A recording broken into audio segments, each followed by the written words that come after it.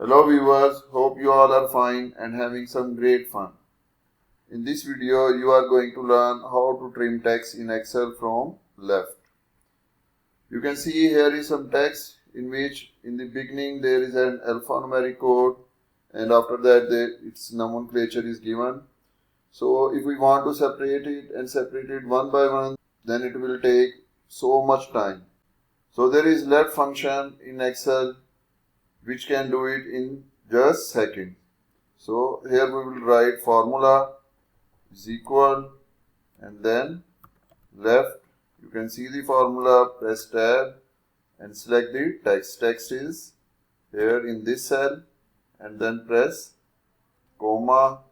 Now you have to tell the Excel how many characters should remain in left side.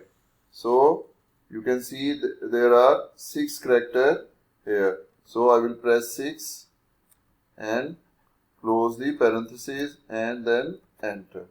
And you can see only alphanumeric code is left.